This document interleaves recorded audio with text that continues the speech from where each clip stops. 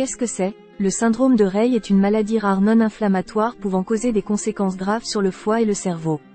Si la maladie n'est pas prise en charge rapidement, celle-ci peut engendrer des dommages irréversibles au niveau cérébral voire être létale pour l'individu. Les sujets les plus souvent impactés par le syndrome de Rey sont les enfants et les jeunes adultes âgés de moins de 20 ans. Cependant des cas d'adultes d'âge plus avancé ont déjà été recensés. 1. La prévalence de cette pathologie en France, nombre de cas de la maladie à un moment donné, dans une population donnée, s'élève à hauteur de 0,08 cas pour 100 000 enfants. Un lien de cause à effet a été mis en avant aux États-Unis quant à la prise d'aspirine et le développement du syndrome de Rey. Cette corrélation a ensuite été évaluée en France, entre 1995 et 1996. Cette dernière a permis le recensement de 8 enfants de moins de 15 ans atteints de ce syndrome et prenant de l'aspirine. La remise en cause du rapport bénéfice-risque de l'aspirine n'a néanmoins pas été effective malgré une mise en garde. Cette attention particulière relative à la prescription d'aspirine concerne les enfants atteints de viroses, tels que la varicelle, la grippe, etc. En ce sens, l'ANSM, Agence nationale de la santé et du médicament, a établi le fait que l'acide acétylsalicylique, aspirine, ne doit pas être administré chez les enfants atteints de ce genre de virose sauf si toute autre mesure ont échoué. De plus, en cas de vomissement, de troubles neurologiques, de troubles de la conscience ou d'un comportement anormal, ce traitement doit être impérativement interrompu. 3. Les symptômes. Les symptômes les plus généralement associés au syndrome de Rey sont 1. Des vomissements sans raison sous-jacente. De l'indolence, manque d'intérêt, d'enthousiasme et d'énergie. Des somnolences, une respiration accentuée, des crises épileptiques. Ces symptômes, généraux, apparaissent souvent quelques jours seulement après l'infection virale. Dans certains cas, ces premiers symptômes peuvent évoluer vers d'autres plus sévères. 1. Des troubles de la personnalité, irritabilité, agitation, comportement agressif, etc. Un état de confusion et d'anxiété qui peut être parfois associé à des hallucinations, des pertes de conscience pouvant entraîner un coma. La consultation d'un médecin se doit d'être précoce dès la suspicion de ce syndrome chez l'enfant.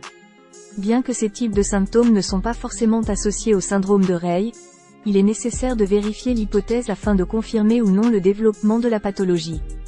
Dans ce cas, il faut impérativement prévenir le médecin de la prise éventuelle d'aspirine dans l'enfance qui peut être liée au développement de ce syndrome. Par ailleurs, si l'enfant n'a pas eu de prescription pour la prise d'aspirine préalablement, la possibilité du développement de la maladie peut être exclue. 1. Les origines de la maladie.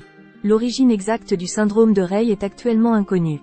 Cependant, la plupart des cas de la maladie concernent les enfants et les jeunes adultes, de moins de 20 ans, en voie de guérison d'une infection virale, et plus particulièrement de la grippe ou encore de la varicelle. De plus, ces patients ont eu une prescription d'aspirine dans le traitement de cette infection virale. En ce sens, le traitement par l'aspirine d'une virose en fait la cause la plus souvent retrouvée. Un élément supplémentaire dans le développement de cette pathologie se traduit par de petites structures à l'intérieur des cellules, les mitochondries, qui se voient endommagées. Ces structures cellulaires permettent l'apport énergétique nécessaire au développement des cellules. Elles sont particulièrement importantes dans le fonctionnement correct du foie. En effet, les mitochondries permettent également de filtrer les toxines provenant de la circulation sanguine et entrent également en jeu dans la régulation de la glycémie, taux de sucre, dans l'organisme. Dans le cadre où ces processus de régulation hépatique sont impactés, le foie peut se voir détruit.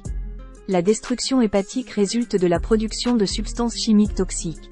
Par le passage par voie sanguine, ces toxines peuvent endommager l'ensemble de l'organisme et plus particulièrement le cerveau. 1. D'autres maladies peuvent également être à l'origine des symptômes associés au syndrome de Rey. En ce sens, le diagnostic de ce type de syndrome peut être mis à l'écart au vu de certaines circonstances. Ces autres pathologies regroupent la méningite, inflammation des membranes protectrices recouvrant le cerveau et la moelle épinière, l'encéphalite, inflammation du cerveau, les maladies regroupant les désordres métaboliques impactant les réactions chimiques de l'organisme. La plus courante est la déshydrogénase à chaîne moyenne acyl-CoA, MCADD. Les facteurs de risque. Le facteur de risque principal lié au syndrome de Rey est principalement la prise d'aspirine lors du traitement d'une infection virale de type grippal ou de la varicelle chez l'enfant ou le jeune adulte. Prévention et traitement. Le diagnostic de cette maladie passe tout d'abord par un diagnostic différentiel au vu des symptômes que présente le patient ainsi que sur son historique, concernant notamment la prise d'aspirine lors du traitement d'une infection virale. L'analyse sanguine et urinaire peuvent également permettre le diagnostic du syndrome de Rey dans le sens où les toxines caractéristiques de la pathologie peuvent se retrouver dans ces liquides biologiques. La présence de ces substances nuisibles pour l'organisme est source d'un fonctionnement anormal hépatique. D'autres tests peuvent également faire l'objet de la mise en évidence du syndrome, le scanner, permettant de mettre en évidence les éventuels gonflements au niveau du cerveau. Une ponction lombaire, lors de laquelle un échantillon de liquide céphalo-spinal est prélevé depuis la moelle épinière et analysé dans le but de vérifier l'éventuelle présence de bactéries ou de virus. Une biopsie du foie, lors de laquelle un échantillon du tissu hépatique est prélevé et est examiné sous microscope afin de déterminer la présence ou non de cellules associées au syndrome de Rey. Le traitement de la maladie se doit d'être mis en place dès le diagnostic posé.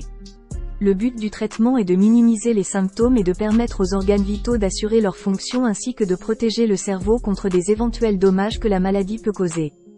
Un nombre important de médicaments peuvent être administrés, généralement par voie intraveineuse, tels que des électrolytes et des fluides, permettant de rétablir l'équilibre en sels, en minéraux et en nutriments dans l'organisme, notamment la glycémie dans la circulation sanguine, des diurétiques, pour aider le foie dans son fonctionnement, des détoxifiants d'ammoniac, des anticonvulsivants, dans le traitement des crises épileptiques. Une aide respiratoire peut également être prescrite dans le cadre où l'enfant présente des difficultés dans sa respiration. Une fois les gonflements cérébraux amoindris, les autres fonctions vitales de l'organisme retournent généralement à la normale.